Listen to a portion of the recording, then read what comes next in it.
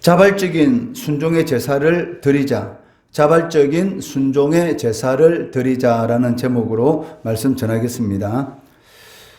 오늘 본문 말씀을 통해서 우리는 그 하나님께 드리는 이 제사에도 자발적인 제사와 비자발적인 제사가 있다라는 것을 알 수가 있습니다. 이러한 비자발적인 제사에 대해서 오늘 본문 말씀 4절에서는 항소와 염소의 피제사, 즉 짐승의 제사다라고 말씀하고 있습니다. 이는 인간의 죄 때문에 말 못하는 짐승들이 비자발적으로 제물이 된 사건이다라는 그런 의미를 가지고 있습니다. 그렇지만 이러한 비자발적인 짐승의 제사도 제사로서 이 효력을 발생시키는데, 이를 히브리서 9장 13절 말씀에서는 육체를 정결하게 하여 거룩하게 한다라고 말씀하였던 것입니다. 그 사람을 정결케 해서 하나님과의 이 관계가 완전히 단절되지 않도록 하는 그러한 효과는 짐승의 이 피제사도 있다라고 말씀하고 있는 것입니다. 그리고 이스라엘 백성들은 이러한 짐승 제사를 통해서 인간의 죄가 치를 그 혹독한 그러한 대가가 어느 정도인가를 간접적으로 그 짐승이 자신의 죄를 대신해서 죽어가는 그러한 모습을 보면서 경험할 수가 있었습니다. 양과 소의 가슴이 갈라지고 피가 제단에 흥건히 흘러내릴 때마다 이 죄라는 것이 얼마나 무서운가를, 내가 이 소나 양처럼 저렇게 진노를 받아서 죽어야 하는데 라는 것을 눈으로 직접 보면서 자신들이 지은 죄가 얼마나 무서운가를 철저하게 깨달을 수 있었다는 것입니다. 그렇지만 이 염소와 항소의 피제사는 해마다 죄를 기억하게 하는 것이지 죄를 없애하지는 못한다라고 말씀하고 있습니다. 3절 4절 말씀해 보시면, 그러나 이 제사들에는 해마다 죄를 기억하게 하는 것이 있나니 이는 항소와 염소의 피가 능히 죄를 없애하지 못함이라 라고 말씀하고 있습니다. 그리고 1절 말씀에서도 이와 똑같은 그런 의미로서 짐승의 이 피제사는 제사 드리기 위해서 나오는 자들을 온전하게 할 수 없다라고 말씀하고 있는 것을 볼 수가 있습니다. 1절 말씀해 보시면, 율법은 장차 올 좋은 일의 그림자일 뿐이요 참 형상이 아니므로 해마다 늘 드리는 같은 제사로는 나오는 자들을 언제나 온전하게 할 수 없느니라. 제사를 드릴 그 순간에는 죄의 용서를 받았다라는 그런 이 마음의 이 편안을 느끼지만, 돌아서서 다시 돌아가게 되면 다시 자신이 지은 죄를 끊임없이 생각나게 하는 그런 이 의미가 있기 때문에 이 해마다 이 짐승의 제사를 드리고 있지만 실질적으로는 온전하게 할 수 없는 그런 이 불완전한 제사, 즉 그림자의 역할로서의 그런 것만 감당하고 있었다라고 말씀하고 있다는 것입니다. 이처럼 구약의 해마다 드리는 제사가 그 사람들의 죄를 제거하지 못하는 그러한 사실은 이 죄를 제거하는 데 있어서 그 실제적으로 필요한 그러한 제사가 있다라는 것을 우리에게 암시하고 있다는 것이죠. 즉 불완전한 제사가 있다는 것은 완전한 제사가 있다는 것이고, 그림자의 의미로서의 제사가 있다는 것은 이 실체로서의 제사가 있다라는 것을 우리들에게 가르쳐주고 있다는 것입니다. 그래서 히브리서 기자는 이 1절 말씀에서 그 율법에 의지해서 드리는 이러한 짐승의 제사는 그림자에 불과하다라고 말씀하고 있습니다. 그렇다면 그 그림자가 있다는 것은 이 실체가 있다라는 그런 의미지 않습니까? 어떤 그 실체적인 이 사물이 있기 때문에 그 해를 통해서 이 그림자가 나타나게 된다는 것입니다. 그 실체에 대해서 1절 말씀에서는 참 형상이다라고 말씀하고 있습니다.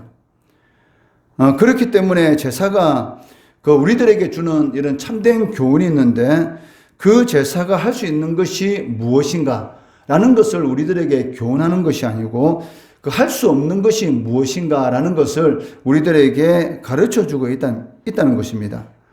이는 우리가 아무리 많은 이 양과 염소를 죽여서 제사를 드린다 할지라도 그러한 제사는 우리의 죄를 제거할 수 없다라는 것을 가르쳐 주고 있습니다.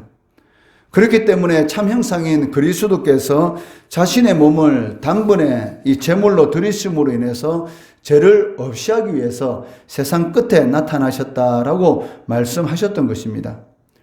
이를 히브리서 기자는 그 시편 이 40편의 이 말씀을 인용해서 오늘 본문 5절에서 7절까지의 말씀에서 말씀하고 있습니다.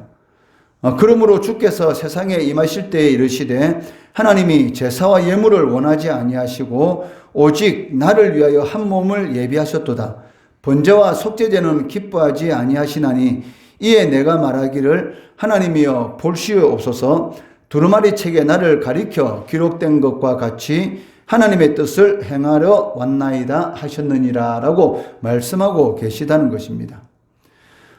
이 5절에서 7절의 이 말씀은 그 비자발적인 이 동물의 제사, 자신이 원하는 것하고는 전혀 상관이 없는 인간의 죄 때문에 강제적으로 죽을 수밖에 없었던 이 비자발적인 동물의 제사와는 다른 그 자발적인 제사의 완전함에 대해서 말씀하고 있습니다. 여기 그 한 몸을 예비하셨다라고 이렇게 말씀하고 있는데 이것은 바로 이 성육신 사건을 의미하고 있습니다. 즉 하나님께서 인간의 몸을 입고 이 땅에 오셔서 십자가에 못 박혀 돌아가심으로 인해서 그를 믿는 모든 사람들의 죄가 용서를 받는 즉 성육신의 이 사건에 대해서 한 몸을 예비하셨다라는 시편 이 40편의 이 말씀을 인용해서 히브리서 기자는 이 선포하고 있다는 것입니다.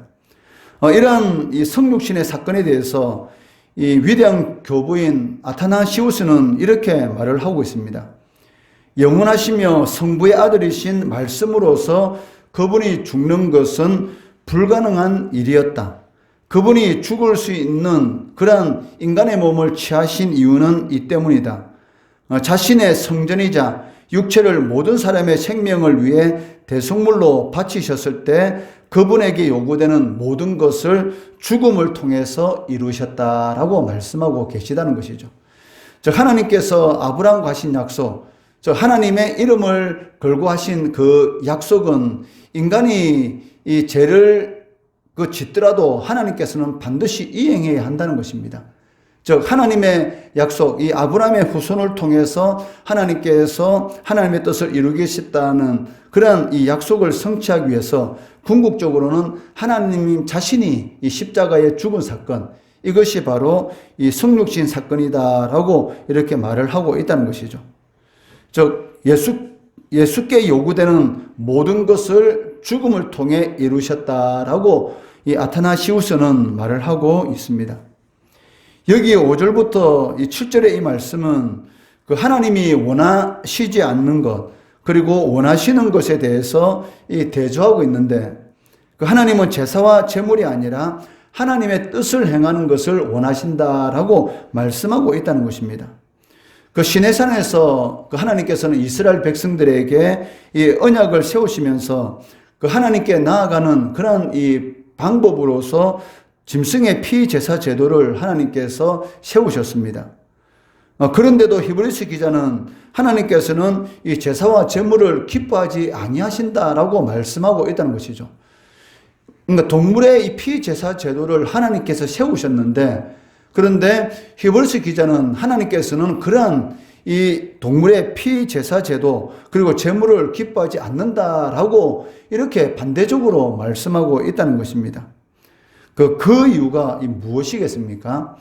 이에 대해서 그 이사야 선지자의 이 말을 통해서 그 이유를 우리가 알 수가 있는데 그 이사야 1장 그 11절 12절 말씀해 보시면 여호와께서 말씀하시되 너희의 무산 제물이 내게 무엇이 유익하뇨? 나는 순양의 번제와 살찐 짐승의 기름에 배불렀고 나는 수송아지나 어린 양이나 순염소의 피를 기뻐하지 아니하노라. 너희가 내 앞에 보이러 오니 이것을 누가 너희에게 요구하였느냐? 내 마당만 밟을 뿐이니라 라고 말씀하고 있습니다. 그리고 이어서 이사야 1장 15절에서는 너희가 손을 펼 때에 내가 내 눈을 너희에서 가리고 너희가 많이 기도할지라도 내가 듣지 아니하리니 이는 너희의 손에 피가 가득함이니라 라고 말씀하고 있다는 것입니다. 이 말씀의 의미는 무엇입니까? 매주일마다 하나님 앞에 나와서 예배를 드리고 있지만 실질적으로는 하나님하고는 전혀 상관이 없는, 즉 예배는 드리지만 삶 가운데서는 하나님의 이름을 더럽히고 악한 일을 저지르는 그런 이스라엘 백성들의 이 모습에 대해서 하나님께서 질책하고 있는 그런 내용을 알 수가 있다는 것이죠. 그렇게 많은 이 동물의 피 제사를 드리고 있지만 실질적으로 삶 가운데서는 하나님의 뜻하고는 전혀 상관이 없는 그런 일들을 이스라엘 백성들이 저지르고 있다는 것입니다. 제사는 하나님 앞에 드리지만 실질적으로는 우상을 숭배하고 있었고 율법하고는 전혀 상관이 없는 악한 행위들을 통해서 하나님의 이 백성들의 삶을 고단하게 만들고 오히려 하나님의 백성들도 하나님을 섬기지 못하도록 그러한 완악한 죄를 저지르고 있었다라는 것을 알 수가 있습니다. 그렇기 때문에 나타나는 현상이 무엇입니까? 하나님 앞에 그렇게 많은 예배를 드리고 하나님 앞에 그렇게 기도를 했지만 실질적으로는 전혀 기도 응답이 없는, 하나님께서 아예 눈을 가리시고 듣지 아니하시는 그런 일들이 이 이스라엘 백성들의 삶 가운데 나타나고 있었다라는 것을 알 수가 있습니다. 이러한 경고의 말씀을 통해서 알 수 있는 것은 이 제사 자체가 문제가 아니고 그 제사 드리는 그런 사람의 마음이 문제라는 것이죠. 그러니까 예배는 아무 문제가 없습니다. 그런데 예배 드리는 그러한 사람이 이 가장 그 큰 문제를 지니고 있다는 것입니다. 이 코로나 사태를 통해서 이 어쩔 수 없는 그런 이 전염병의 상황 가운데서 이 하나님 앞에 나와서 전해서 모여서 예배 드리지 못하는 그런 일들이 있었습니다. 이제는 코로나 사태가 어느 정도 진정이 되고 하나님의 전에 나와서 예배 드릴 수 있는데도 불구하고 10명 중에 3명은 실질적으로는 예배에 나오지 않고 이 온라인 이러한 예배를 드리고 있다는 것이죠. 그 이유가 무엇입니까? 그것은 오늘 이 세상이 추구하는 그러한 가치관이 있는데 그것이 무엇이냐면 이 편안함입니다. 편안함을 추구하는 그러한 가치관들이 이 세상의 가치관인데 그러한 가치관이 이 그리스도인들의 삶의 방식 속에도 깊이 파고들었다는 것이죠. 제사는 아무 잘못이 없습니다. 하나님 앞에 예배 드리는 것이 뭐가 문제겠습니까? 그 마음이 이 문제라는 것이죠. 그러니까 하나님의 방식으로, 하나님의 기뻐하는 방식으로 예배를 드려야 되는데 자신이 원하는 그런 방식으로 예배 드리려 하니까 그렇게 많은 예배가 하나님하고는 상관이 없는 그러한 예배가 되었고 전혀 삶 가운데 하나님의 능력을 체험하지 못하는 그런 능력 없는, 그러니까 말은 많이 하지만 능력이 나타나지 않는 그런 그리스도인의 삶을 살아가고 있다는 것이죠. 불신자들이 예수 믿는 신자들에게 하는 말이 무엇입니까? 입만 살아있다. 그러니까 입은 살아있는데 몸은 움직이지 않는다는 것이죠. 그런 질책을 사실은 이 교회가 많이 듣고 있는데 그 이유가 바로 이 문제 때문입니다. 예배는 드리고 있는데 하나님과 상관이 없는 그러한 예배를 드리고 있다는 것입니다.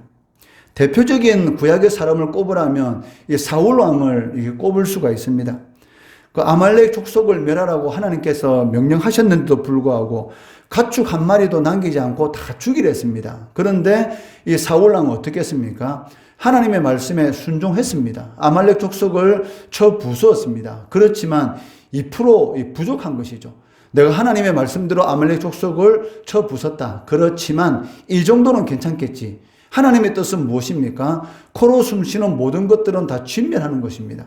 그런데 사울왕의 생각은 무엇이었습니까? 하나님의 말씀에 순종했다. 이 정도는 괜찮겠지. 그러니까 자신의 생각으로 하나님의 뜻을 함부로 판단한 것이었습니다.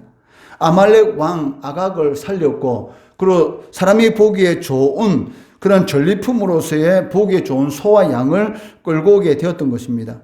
이에 대해서 사무엘 선지자가 이 사울왕을 이렇게 추궁할 때에 또 사울왕이 뭐라고 말합니까? 자신이 잘못한 그런 죄에 대한 이 값을 치르겠다라고 하시면서 하나님께 이 제사를 드리겠다는 것이죠. 내가 보기에 좋은 양과 소를 끌고 왔는데 이것이 만약에 하나님 앞에 잘못된 것이라면 내가 그 죄의 값으로 동물의 피제사를 드리면 되지 않느냐라고 이렇게 말을 하고 있다는 것이죠. 이에 대해서 사무엘상 15장 22절 사무엘이 이르되 여호와께서 번제와 다른 제사를 그의 목소리를 청종하는 것을 좋아하신 같이 좋아하시겠나이까. 순종이 제사보다 낫고 듣는 것이 순양의 기름보다 나으니라 라고 말씀하고 있다는 것이죠. 그 죄를 짓고 나서 동물의 피제사 드리면 그만인 것이지 그게 무슨 큰 잘못이냐, 이러한 생각이 당시 이스라엘 백성들의 마음에 가지고 있었다는 것입니다. 예배를 드리면 되는 것이지 그 위에 삶은 내 마음대로 알아서 하면 된다라는 그러한 생각을 가지고 있는 오늘날 성도들의 이 생각과 똑같다는 것이죠.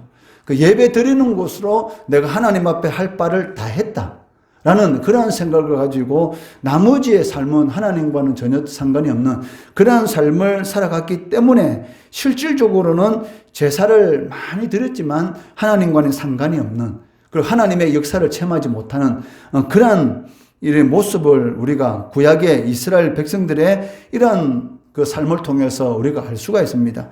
결국 사울왕 그리고 그 자녀들은 어떻게 됐습니까? 이 블레셋과의 전쟁에서 비참하게 죽음을 당하는 것을 이렇게 보게 되는 것이죠. 비록 하나님이 제사 제도를 제정하셨다 할지라도 그 제도는 하나님의 진정으로 원하시는 것이 아니었습니다.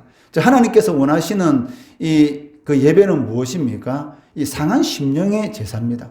상한 심령, 하나님만이 나의 인생의 주인이 되시고 절대로 다른 데에 내가 빌붙지 않겠다. 오직 하나님께 빌붙겠다. 세상에 아무리 좋은 음식이 있더라도 나는 하나님의 이 상에서 떨어지는 부스락이라도 그것만으로도 기뻐하며 즐거워하겠다. 이런 마음을 가지고 살아가는 이 상한 심령을 가지고 살아가는 성도를 하나님께 기뻐 받으시고 그 삶 가운데 이 역사하신다는 것이죠. 그러니까 하나님께서 가장 기뻐하는 것은 무엇입니까? 그러니까 빌붙더라도 세상에 빌붙는 것이 아닙니다. 그러니까 하나님께 빌붙는 것이죠. 어떤 상황 가운데 있을지라도 하나님께 빌붙고 하나님의 상에서 떨어지는 부스러기를 기뻐하는 것, 이것이 하나님께서 진정으로 원하신다는 것이죠. 아무리 많은 좋은 고기가 있다 할지라도 그 고기가 하나님께서 기뻐하시지 않는 것이면 먹지 말아야 하는 것이죠. 그런데 오늘날 성도들은 그렇지 않습니다.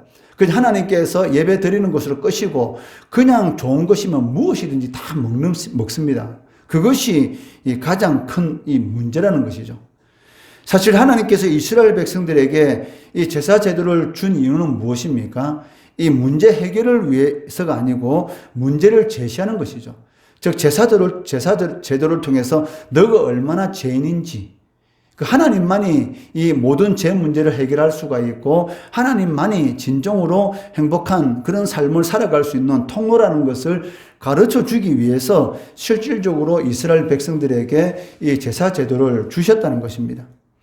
그리스도의 피의 제사가 짐승의 이 피 제사하고는 전혀 비교가 되지 않는 것은 그 하나님을 기쁘시게 하는 이 자발적인 그런 순종의 제사라는 것입니다. 비자발적으로 하는 것과 자발적으로 하는 것은 비교되지 않습니다.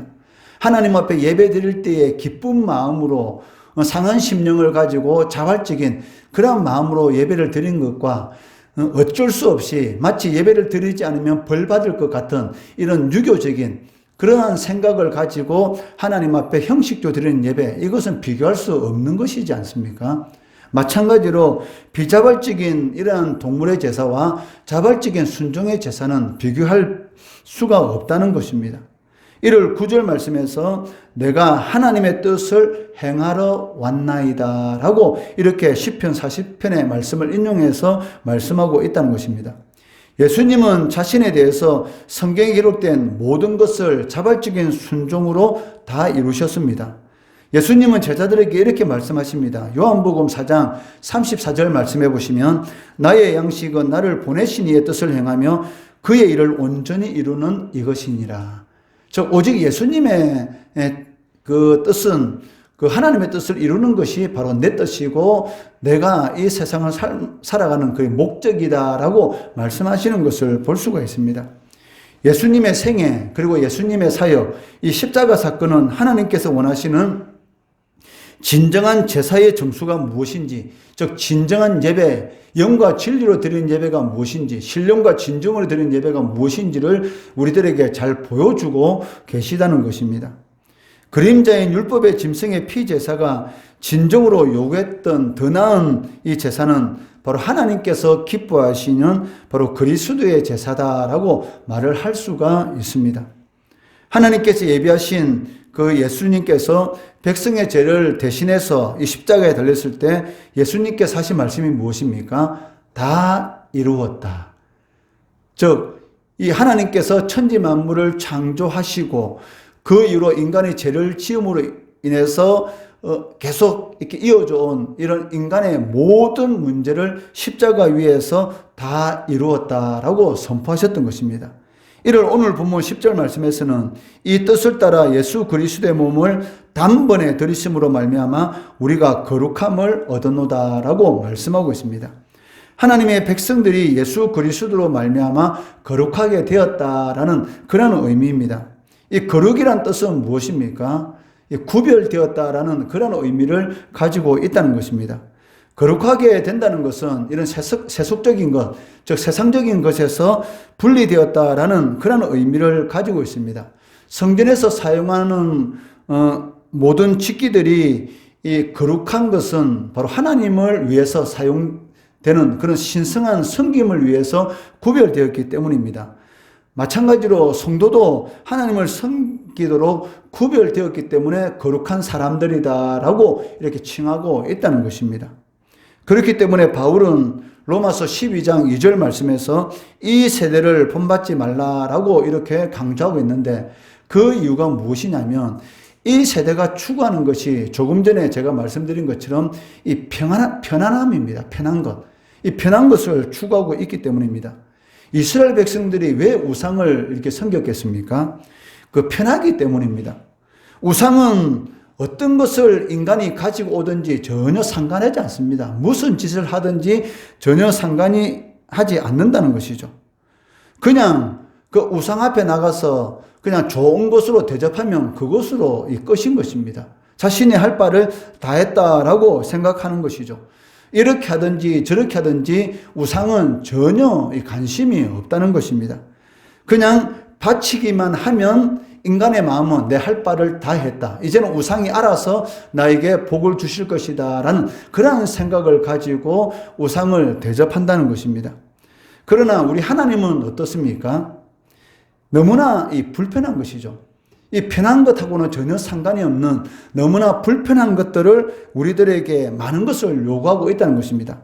재물을 가지고 오더라도 헛된 재물을 왜 가지고 왔느냐라고 질책하시고 또 성애와 더불어 악을 행하는 것 내가 도저히 견디지 못하겠다라고 말씀하시고 왜 그렇게 요구하는 것이 많은지 그러나 우리가 알 수가 있는 것처럼 그 자식을 사랑하는 부모는 자녀에게 요구하는 것이 너무나 많습니다.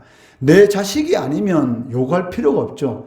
내 자식이기 때문에 끊임없이 자녀들에게 많은 것을 요구하지 않습니까? 나는 비록 그렇게 못했다 할지라도 자식은 내보다 더 좋은 삶을 살기 위해서 끊임없이 우리는 잔소리를 하고 끊임없이 요구를 합니다.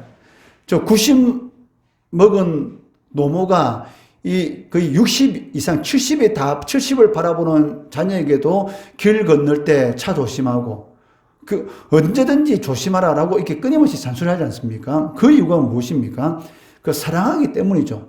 우상은 사랑하고는 상관이 없습니다. 그냥 무엇을 바치든지 보지도 못하고 듣지도 못하고 말도 하지 못하기 때문에 그냥 가만히 있는 것입니다. 그렇지만 하나님은 인격적인 하나님입니다. 살아계시고 우리가 하는 모든 일들에 대해서 다 알고 계시기 때문에 좋은 길로 가도록 진정으로 인간으로서의 최대한의 가치를 누리는 그런 삶을 살아가도록 끊임없이 우리들에게 이 불편한 것들을 요구하고 있다는 것입니다. 오늘날 이 세대는 너무나 간섭하는 것을 싫어하기 때문에 성도들도 그러한 영향을 너무나 많이 받고 기회만 있으면 어떻게 하든지 간섭받지 않고 내가 원하는 방식으로 하나님 앞에 예배를 드리려 한다는 것이죠. 그 대표적인 것이 바로 이 온라인 예배입니다. 실질적으로는 이 온라인 예배는 하나님이 정하신 예배가 아닌 것이죠. 이런 전염병이라는 그런 상황 가운데서 그 일시적으로 인간들이 그냥 하나님 앞에 예배를 드리는 그런 방식으로 채택한 것이지, 하나님께서 정하신 법칙은 무엇입니까?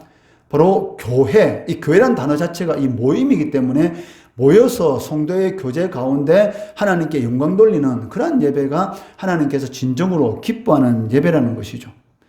간섭하는 거 싫고 불편한 것이 싫고 그냥 놔두기를 원하기 때문에, 또 이것저것 하지 못하는 것, 그런 말 듣기 싫기 때문에 내가 원하는 방식으로 우상 앞에 제사를 드리는 것, 이것이 바로 이스라엘 백성들의 문제였던 것입니다.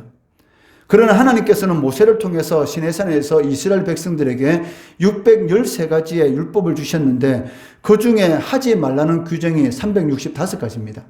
하라는 것이 248가지입니다. 그러니까 하지 말라는 것이 너무나 많죠. 그 이유가 무엇입니까? 그 하나님의 백성일지라도, 구원받은 하나님의 백성일지라도 아직은 죄와 사망의 권세에 지배하는 이 세대의 영향권 아래에서 살아가기 때문에 언제든지 제 영향권 아래로 떨어질 수 있기 때문에 하지 말라는 그런 규정이 많은 것이죠. 그러므로 이 세대가 추구하는 편한 것, 우리의 제 본성이 원하는 것, 여기에 마음을 빼앗기지 말고 하나님의 뜻이 무엇인지 분별해서 그 뜻을 행하는 자발적인 순종의 삶, 이러한 삶을 살아갈 때에 보고 계시고 듣고 계시고, 그리고 우리의 필요한 것들을 때에 따라서 공급해 주시는 그런 하나님의 은혜와 능력이 우리의 삶 가운데 반드시 나타나게 된다는 것입니다.